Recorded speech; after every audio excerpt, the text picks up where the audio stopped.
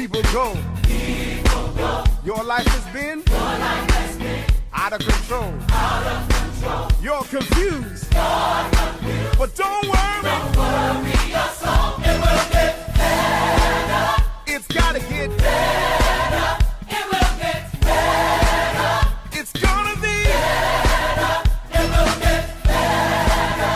'Cause God is in control, y'all. Welcome to our worship experience. We are a people called Faith Community, and we have a mission. Our mission is to seek out, witness to, and disciple the unsaved and unchurched in the inner city, especially the communities of Fairfield, Whitcomb, and Creighton Courts in the east end of the city of Richmond. We believe that God wants to use us to raise up in the heart of this community a faith community who will be committed to the gospel of Jesus Christ and dedicated to the building of a community that will model the gospel message of Jesus Christ through love for God, self, and others. God has called us into existence to seek the salvation of sinners, the reclamation of backsliders, the sanctification of saints, the liberation of the oppressed, and the empowerment of this African American community, spiritually, economically, educationally, and socially. We are a people called Faith Community Baptist Church, and we thank God for calling us into existence. To God be the glory for the great things God has done.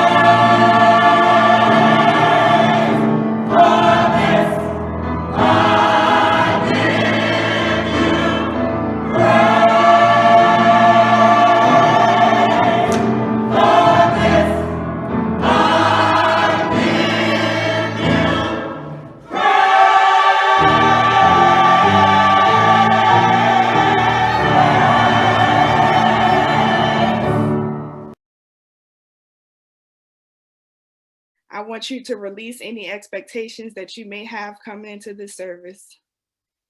If you're a writer, I want you to put your pen down on today. I just want you to listen with your heart. Don't give up on me if it doesn't sound familiar. If I don't give you 3 points and give you an introduction, I'm going to speak the way God instructed me to speak. So I'm just asking that you listen and hear God's voice through me. Today we're coming from the book of Acts. And if you will go with me to Acts chapter 20, verses 7 through 12. And I will be reading from the NIV version. On the first day of the week, we came together to break bread. Paul spoke to the people, and because he intended to leave the next day, he kept talking into midnight. There were many lamps in the upstairs room where we were meeting. Seated in the window was a young man named Eutychus, who was sinking into a deep sleep as Paul talked on and on. When he was sound asleep, he fell to the ground from the 3rd story and was picked up dead. Paul went down, threw himself on the young man, and put his arms around him. "Don't be alarmed," he told the crowd. "He's alive." Then he went upstairs again and broke bread and ate. After talking into daylight, he left. The people took the young man home alive and were greatly comforted. Oh, gracious and loving God, I'm asking that you have your way on today. God, we have been able to feel your presence. We have been able to sit at the altar and to lift those prayers and have a conversation with you. God, we're asking that you continue to even dwell within this preaching moment. God, that you hide me on today, God, that they see none of me, but they see all of you, God, that you allow the words that come out of my mouth to come out with clarity, that you allow this word to find a resting place in the hearts of those believers, that you allow us to become so convicted that we are so ready to act even on today, God. God, allow this very familiar passage to be something refreshing to our ears. God, have your way on today. And God, out of all of this, out of the testimonies, out of the breakthroughs, out of the transformation, out of everything that will come forward, God, we promise to give you all of the glory and all of the praise. Amen.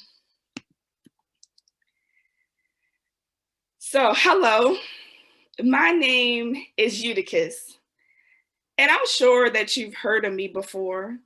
I am known as the boy who fell asleep in the church, which resulted from me falling out of a 3-story window. I heard that the fall was really bad. Some say I was so unconscious to the point that people perceived me dead. But honestly, I don't remember much after the fall. This is my sister. She's preaching. Most people use my story as a teaching lesson on the importance of staying woke and the dangers of falling asleep.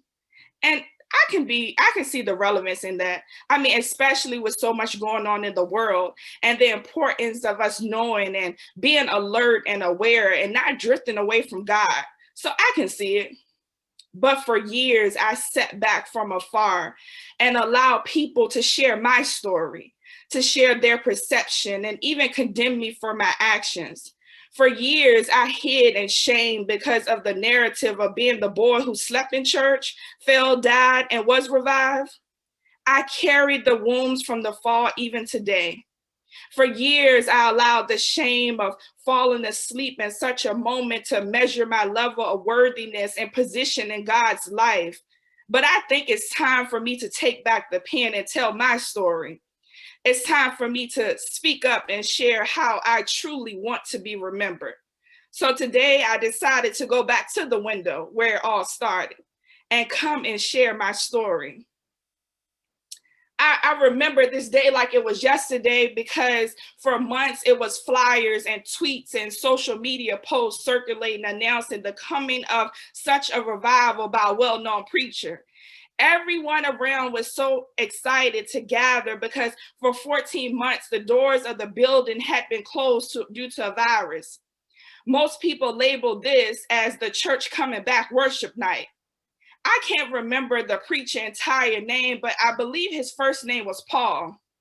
He was finishing his third missionary trip and decided to stop by Torres to minister to the church. Our church had been preparing for his arrival for months. I mean, they was cleaning and sanitizing the sanctuary. They was ensuring that there was enough seating for the guests and the overflow. They was checking the sound systems and making sure the microphones were working. The choir were rehearsing the musical selections to make sure everything was on point for this revival. This was a big deal. And the people of Torres were excited to gather and come and sit and receive the word of God from the man of God. My mom, she loved church and did not miss a service, Bible study, or event. Listen, it was a rule in my house, no church, no play. Even during the virtual season, she remained faithful and attended every service and Bible study.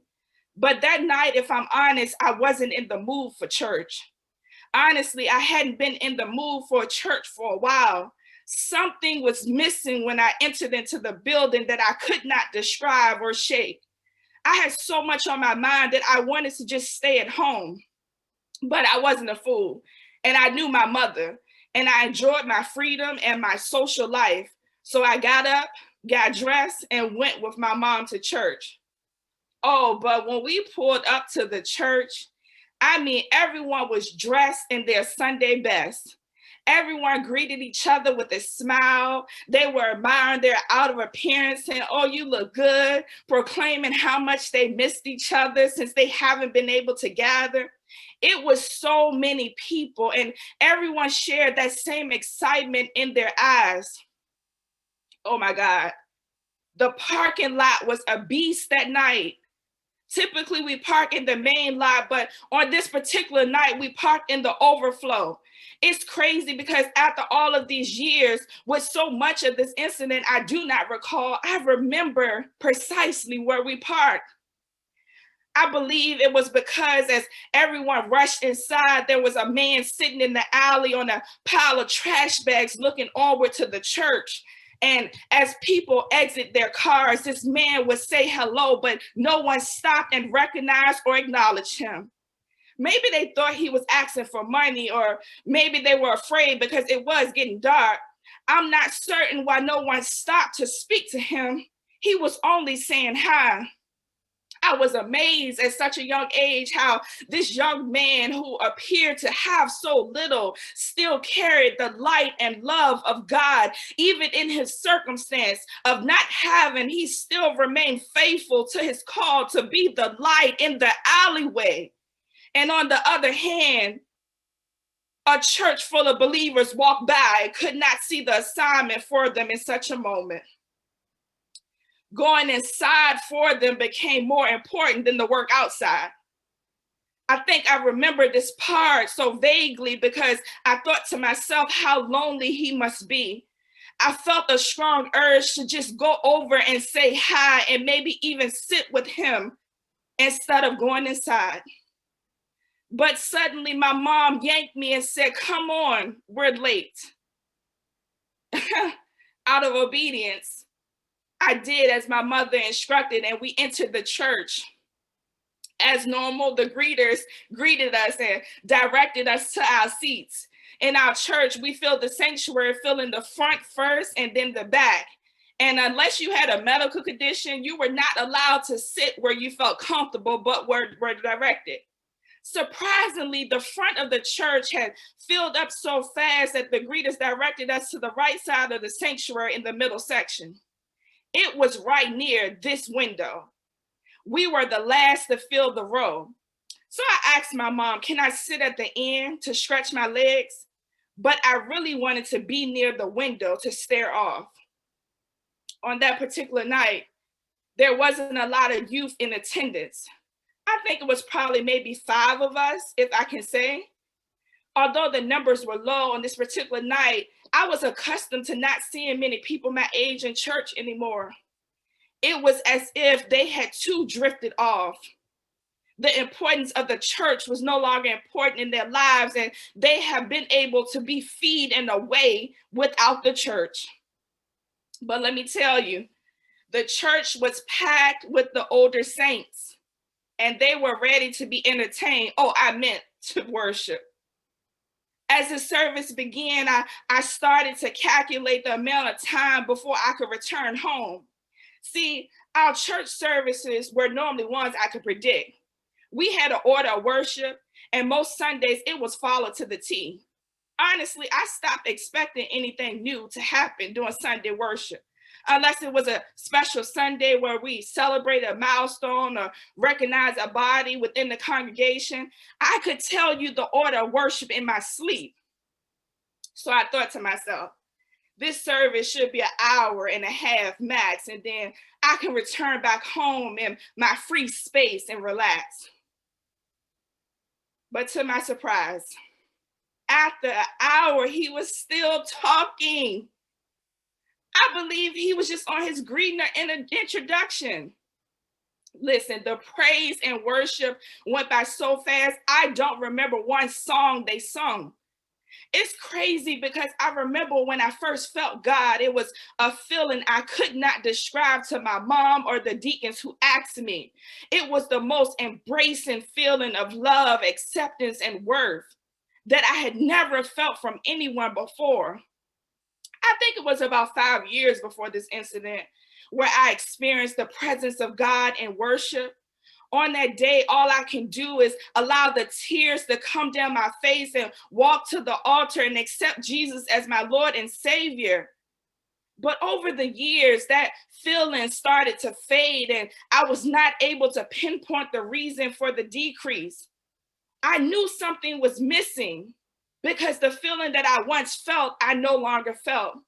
The feeling where everyone broke out in worship in their own unique styles. No one was looking at each other. The feeling that was embraced by the weeping mothers that would lay at the altar and just cry out to God.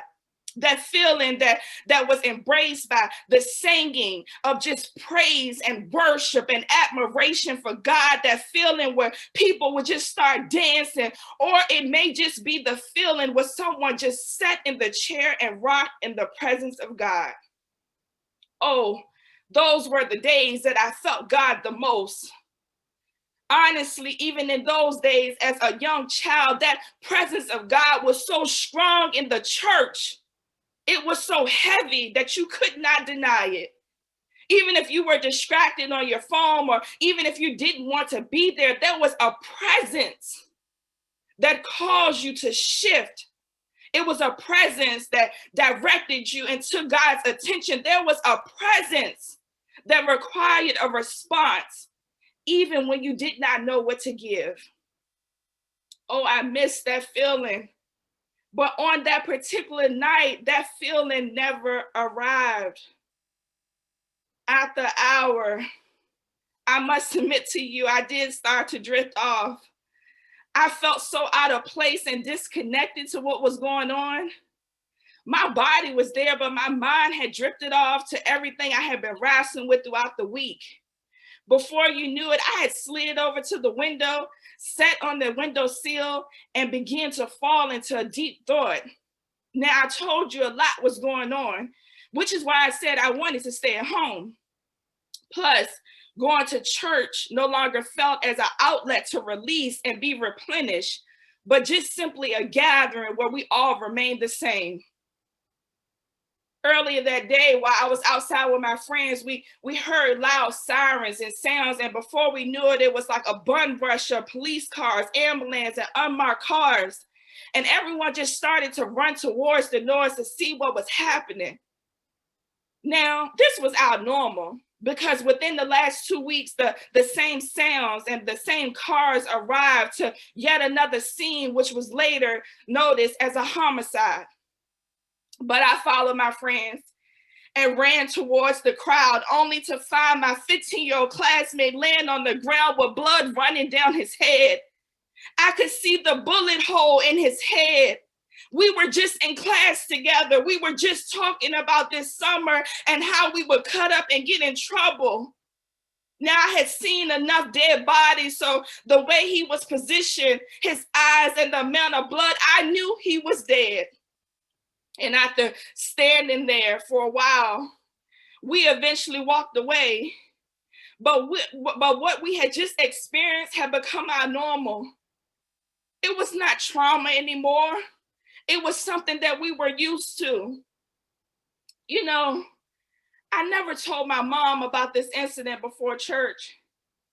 And honestly, I think she was so excited about this church service and so engulfed in that trial of that officer, I think his name was Derek, that she even forgot to ask me on the day, how was my day?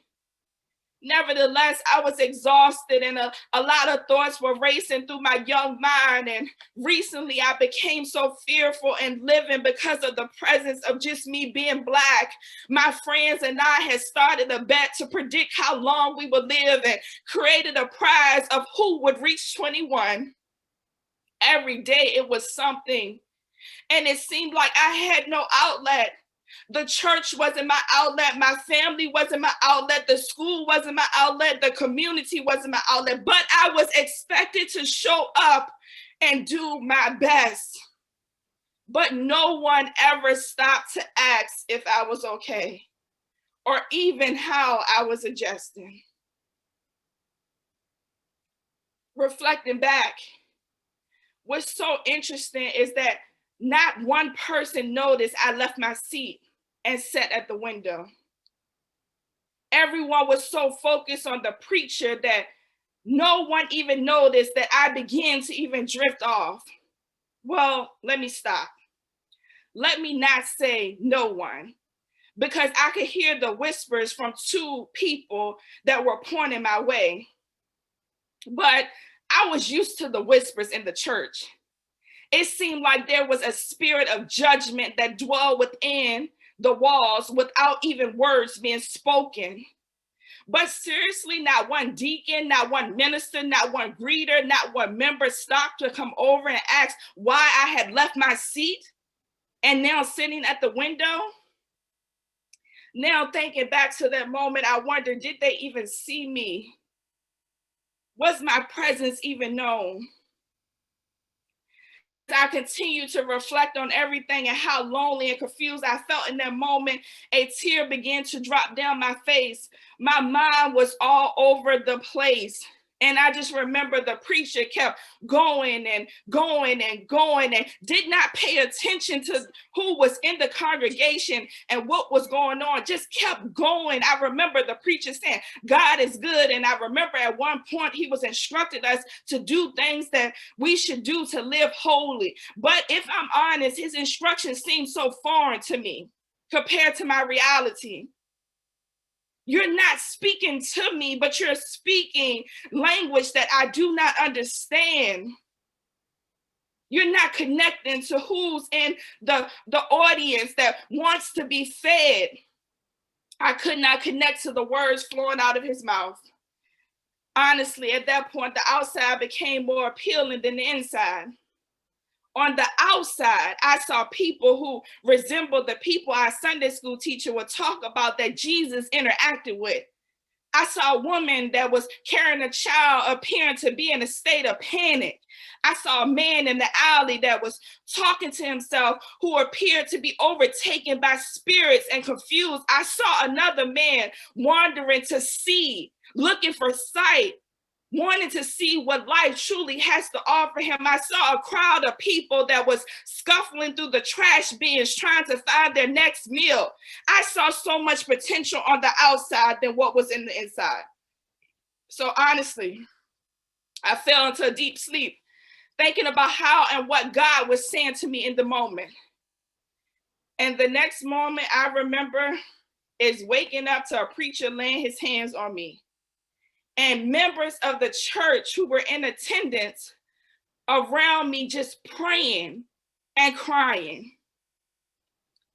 I sat up in confusion, trying to remember what happened that landed me outside of the church laying face up. as I set up, some of the members assisted me. All of a sudden, they began to worship and thank God. It was, hallelujah, God. You are so good, God. Thank you for answering our prayers, God. Do you know that not one person asked me if I was okay? It was as if they were praising God for something they failed to recognize. They celebrated because I was alive and awake, but missed the lesson that I should have never failed. Most people say that this incident highlights the meaning of my name, which is fortunate. They say that I am fortunate for another opportunity after experiencing an unfortunate incident. But I believe that it's deeper than that. And here is where most miss the true blessing of my story. I believe me surviving the fall was another opportunity, not only granted to me, but also the church, to see those who are desiring to be seen, and to hear those who have been silenced, and to protect those who are vulnerable, and to love those who are hurting and seeking wholeness, and to forgive those because we have once been forgiven. But can you believe it that they missed it? My mom simply grabbed me and we went back in the church, and the preacher began to preach as nothing even occurred. What he did is what we do today. We continue to go back to what is normal while overlooking the opportunities.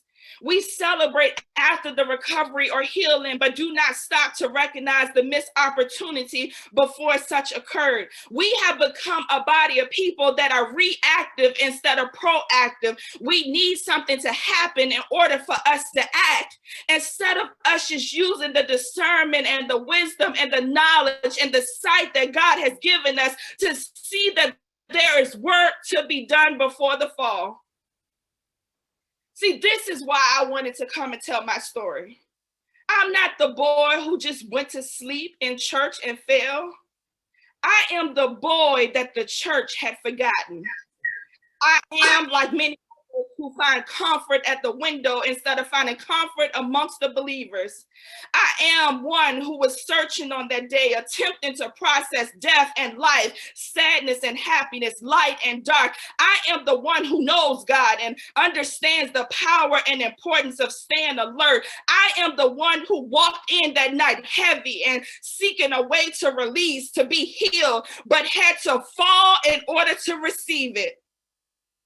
Instead, everyone around me was so engrossed with hearing the word for themselves that they overlooked the opportunity to be the word for someone else. See, I would never fall asleep on God, but I'm wise enough to know when God is missing. And in those moments, I must admit, I tend to drift off. I can't believe as packed as the church was on that night. I mean, from front to back, I was not only able to distance myself, but drift away and fall.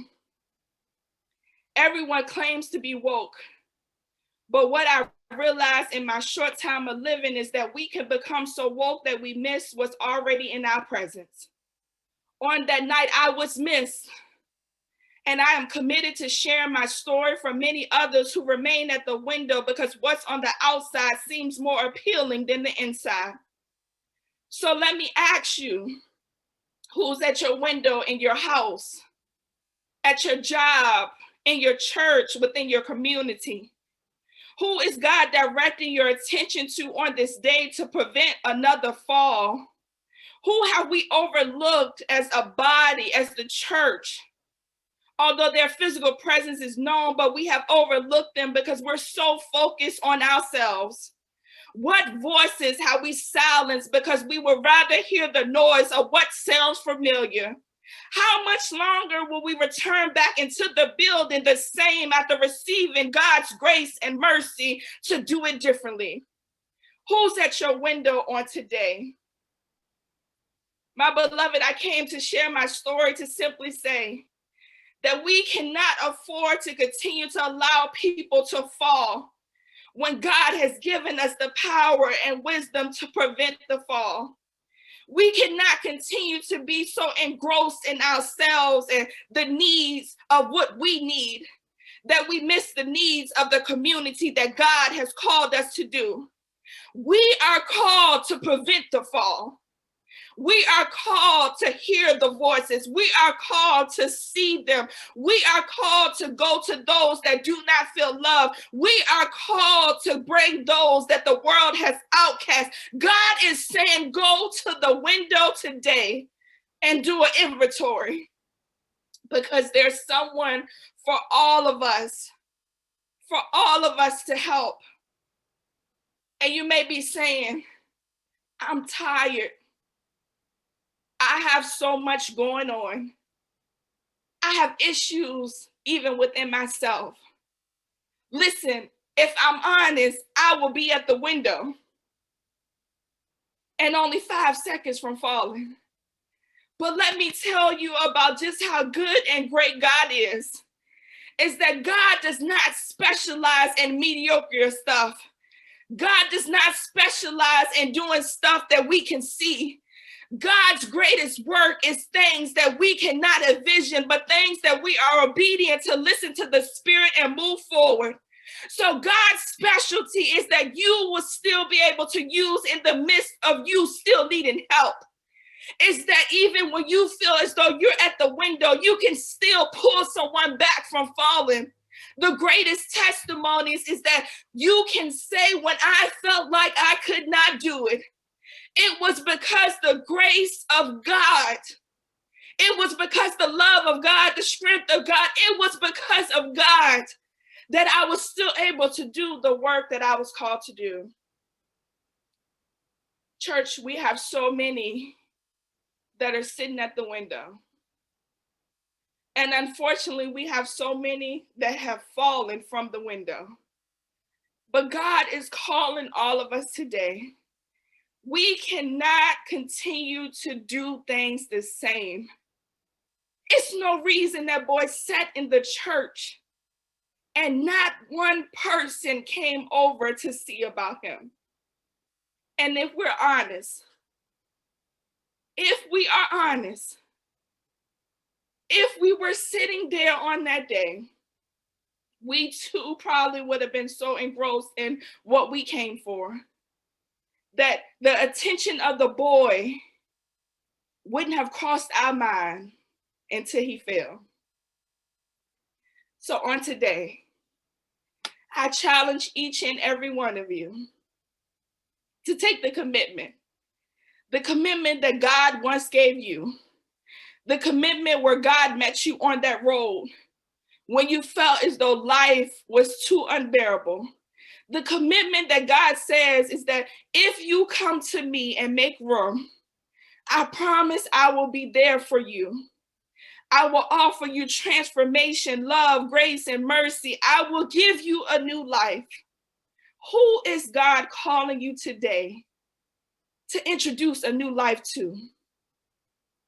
Let's take inventory of our windows.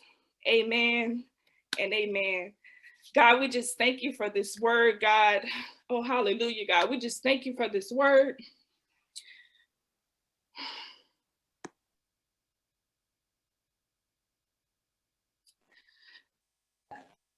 God, thank you.